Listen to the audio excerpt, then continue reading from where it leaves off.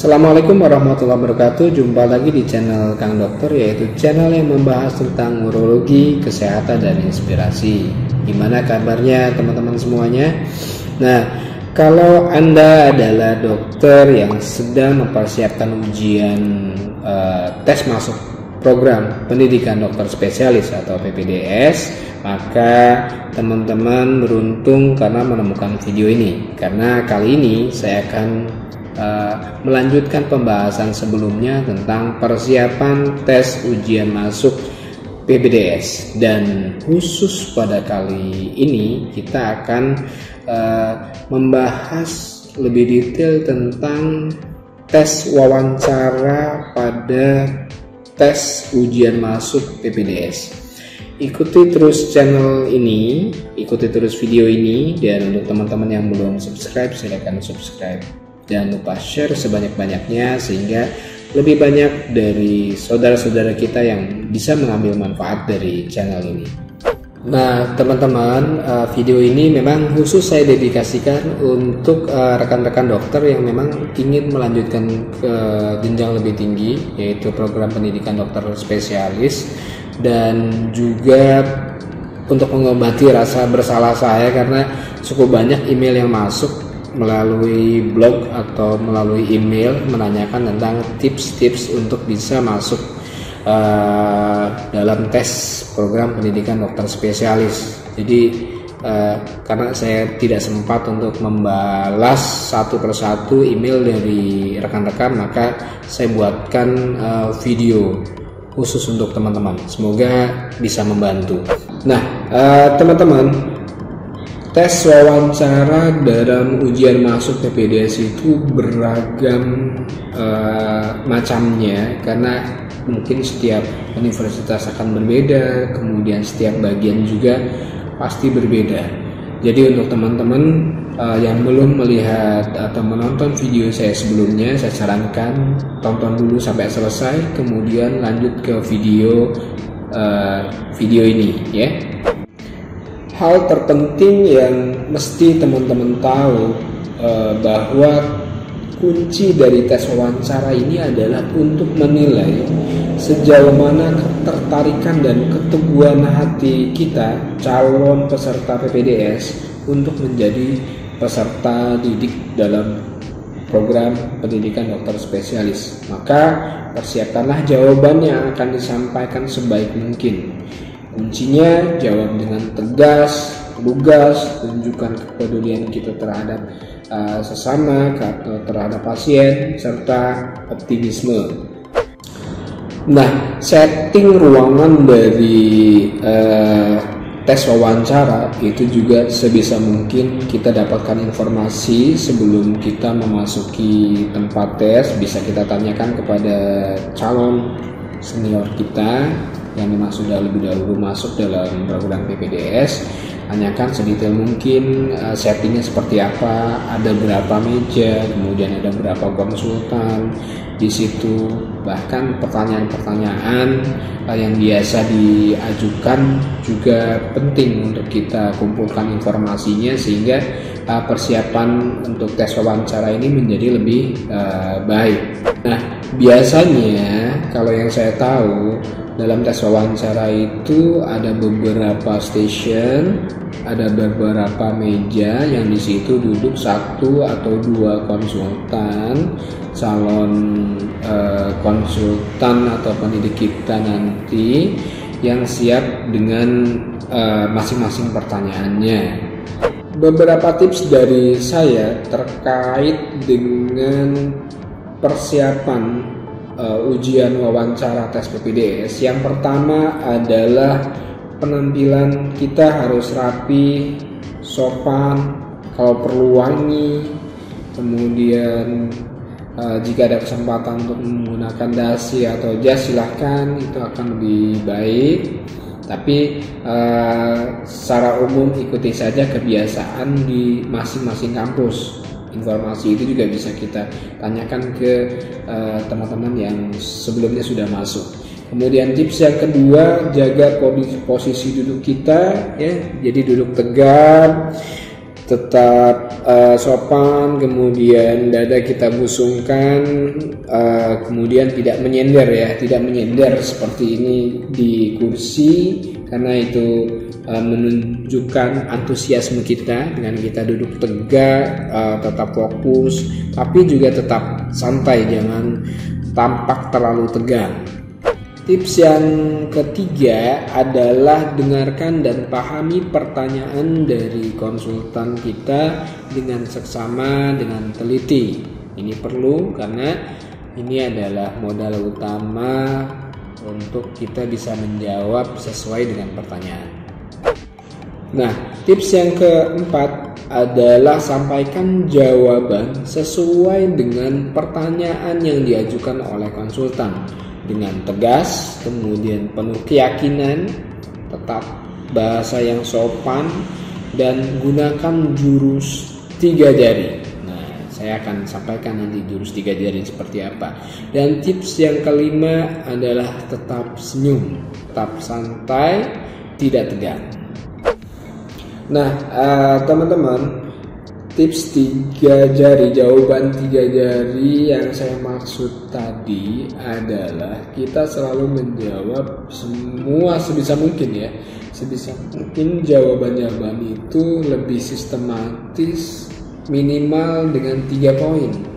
Gitu. 3 poin jawaban itu akan menunjukkan bahwa kita memang terbiasa berpikir sistematik, terurut, kemudian terorganisir.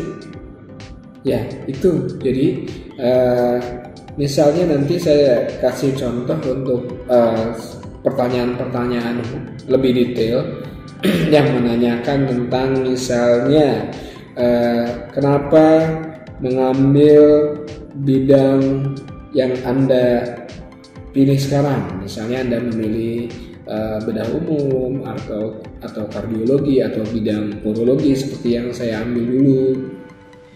Jawab dengan 3 poin. Poin pertama bla bla bla, poin kedua bla bla bla, poin ketiga bla bla bla. Begitu. Jadi jawab setiap pertanyaan dengan minimal 3 poin. Gitu. Itu akan menunjukkan bahwa kita memang berpikir lebih sistematis, kita penuh persiapan, kita juga lebih terorganisir dalam berbicara, bertutur kata. Kemudian itu juga menunjukkan bahwa kita memang mempersiapkan diri terhadap tes wawancara tersebut. Baik, selanjutnya kita langsung saja membahas tentang pertanyaan-pertanyaan apa saja sih yang sering muncul pada saat tes wawancara ujian masuk PPDS. Biasanya pertanyaan-pertanyaan itu cukup klasik gitu, cukup sering disampaikan gitu. Mungkin teman-teman juga udah terbayang apa saja sih yang kira-kira akan ditanyakan. Dan sebetulnya itu adalah pertanyaan-pertanyaan sederhana yang memang mereka, para penguji, para konsultan itu ingin menilai sejauh mana ketertarikan kita kepada bidang yang kita ambil, kemudian sejauh mana keteguhan hati kita untuk menjalani program pendidikan dokter spesialis, juga menilai kesiapan baik mental, kemudian moral, sekaligus juga mungkin material yang sudah kita siapkan untuk menjalani program pendidikan dokter spesialis. Contoh-contoh pertanyaannya adalah kenapa mengambil bidang yang Anda ambil sekarang?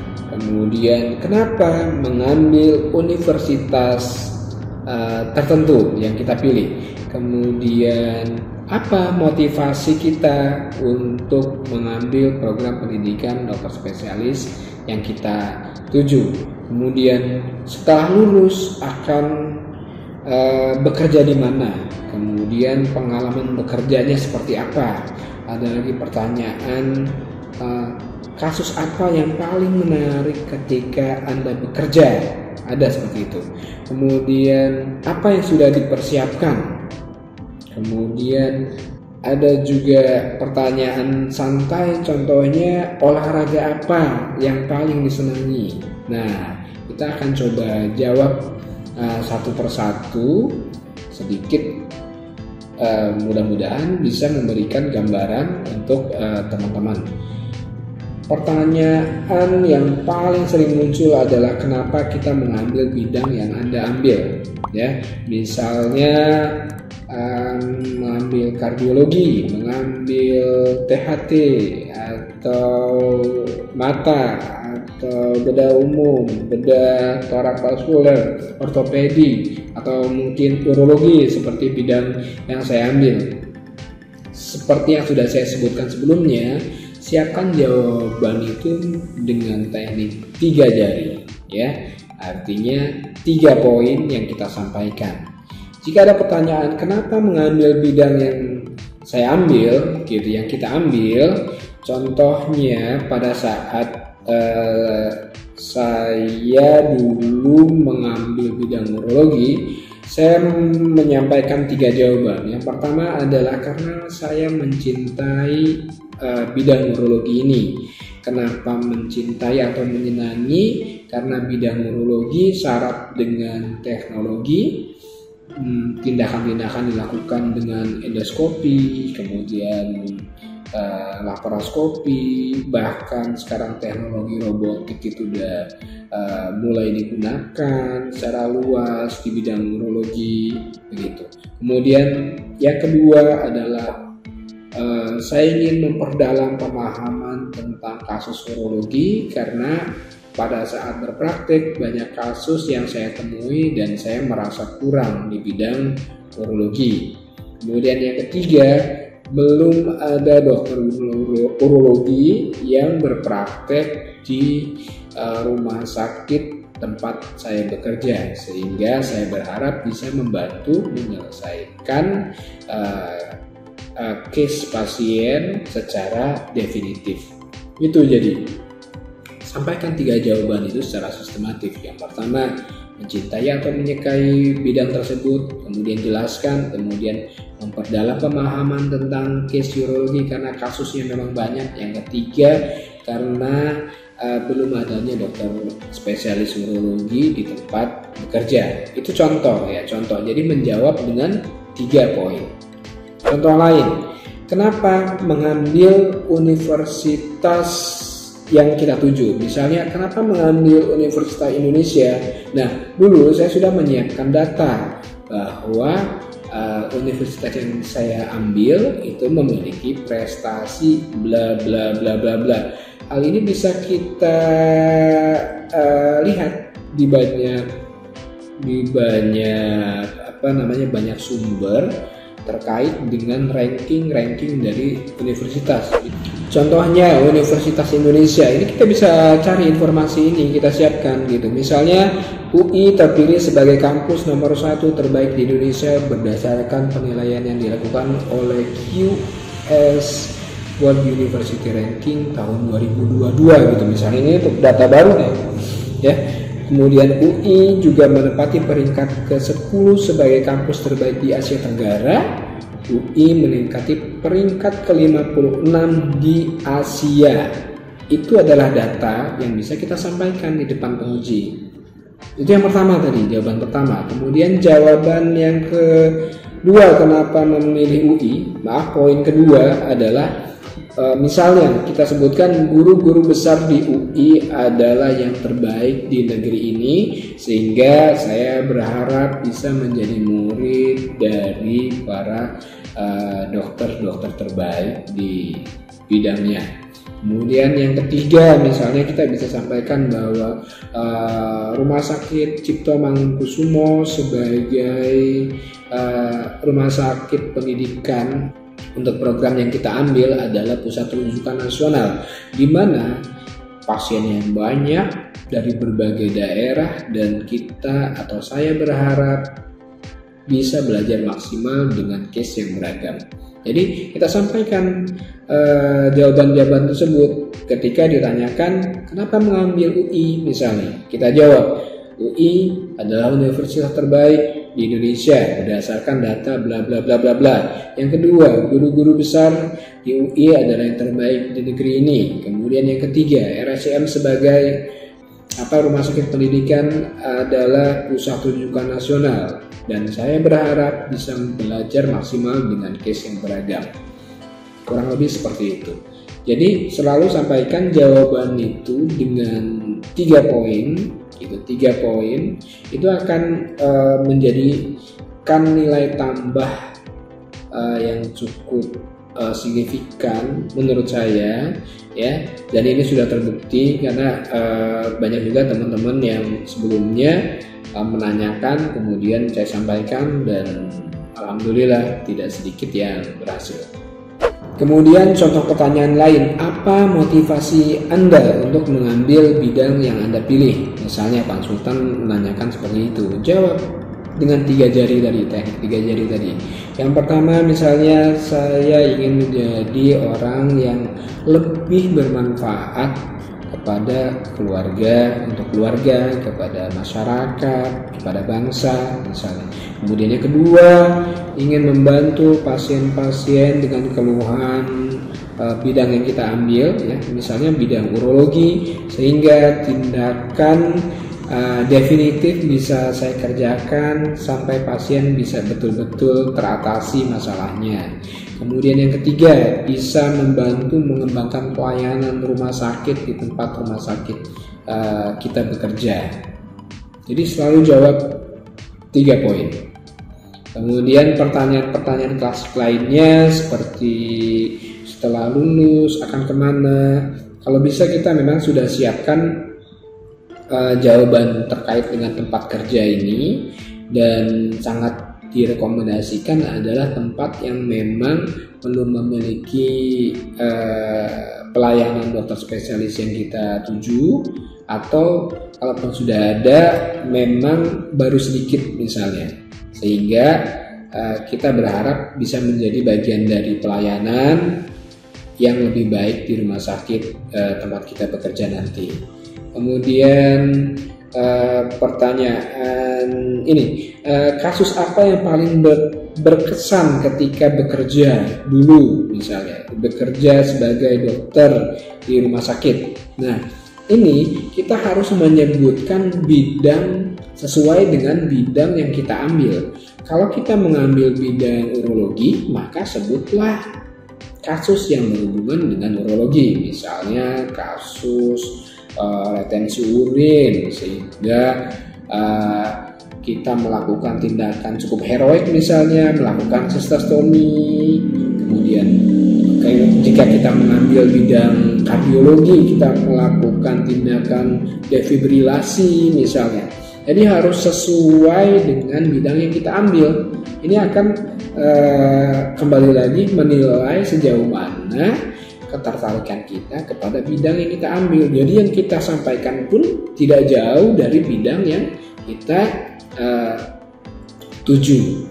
Kemudian pertanyaan tentang persiapan, apa saja yang sudah disiapkan, itu sampaikan bahwa kita sudah menyiapkan diri sendiri, ya, dengan membaca buku-buku, mengikuti seminar-seminar terkait dengan bidang yang kita ambil. Kemudian kita juga sudah magang misalnya dan sebagainya. Persiapan keluarga juga disebutkan bahwa kita sudah berdiskusi dengan pasangan atau dengan orang tua bahwa akan melanjutkan studi yang akan memakan waktu, tenaga, kemudian biaya dan sebagainya, dan jelaskan bahwa keluarga sangat mendukung. Juga finansial juga harus disampaikan bahwa kita harus meyakinkan kepada pendidik bahwa secara finansial kita akan bisa bertahan dalam program pendidikan dokter spesialis ini sampai selesai. Mengenai sumber dana, kita juga harus terbuka dalam hal ini, apakah memang biaya mandiri, kemudian apakah memang beasiswa dari beraneka ragam ini, ya, supporting, misalnya beasiswa Kemenkes atau Kemenhan atau banyak ya. Kemudian pertanyaan lain, misalnya ada pertanyaan jebakan, mana yang Anda pilih antara keluarga dengan sekolah misalnya. Ini kita harus menjawab dengan sangat bijak bahwa jangan sampai terjebak nantinya, karena kalau kita salah menyebutkan ini maka penilaian akan kurang terhadap kita. Itu tetap bahwa kita akan memprioritaskan sekolah atau pasien ya dalam hal ini, karena memang penguji ingin menilai seberapa serius kita menjalani proses pendidikan. Jadi tetap sebutkan bahwa kita akan tetap memprioritaskan pasien, memprioritaskan tugas belajar kita ketimbang keluarga saat dalam masa pendidikan. Nah, pertanyaan-pertanyaan lain yang lebih santai misalnya adalah ada pertanyaan nyeleneh, misalnya hobi kamu apa? Ada pertanyaan seperti itu. Nah, biasanya ada clue-clue khusus sesuai dengan bidang yang kita minati.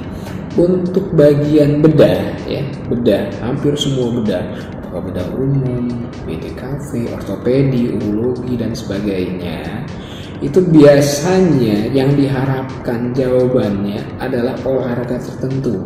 Dalam hal ini yang saya maksud adalah sepak bola. Jadi kalau laki-laki jawabannya adalah sepak bola. Kalau perempuan biasanya jawabannya adalah nonton bola. Ini udah cukup umum gitu jawaban-jawaban seperti ini yang kadang teman-teman tidak sadari gitu. Dan itu kita ketahui tentu dari teman-teman kita yang sudah masuk duluan. Kenapa sepak bola misalnya ditanya? Jawabannya adalah karena dalam sepak bola itu dituntut adanya kerjasama tim, dan saya itu sampaikan, dan saya adalah orang yang senang bekerja sama. Nah, ini sangat dibutuhkan dalam proses pendidikan, karena nanti ketika kita menjadi peserta didik, kerjasama tim dengan rekan-rekan sejawat yang lain itu sangat amat dibutuhkan, dan Bang Sulen menginginkan jawaban itu tentunya. Nah, demikian mungkin contoh-contoh pertanyaan yang biasa muncul pada tes wawancara ujian masuk PPDS. Latihlah untuk menjawab pertanyaan-pertanyaan tadi dengan berulang-ulang, sehingga kita bisa menjawab pertanyaan tersebut dengan baik, dengan lancar, sesuai yang diinginkan penguji. Bahkan latihan itu sampai mencapai tingkatan otomatisasi gitu. Begitu dengan pertanyaannya kita sudah hafal jawabannya A, B, C, tadi teknik 3 jari tersebut. Insya Allah kalau teman-teman melakukan tips-tips dari saya dengan izin Allah akan lebih mudah menjalani proses tes wawancara ujian masuk PPDS.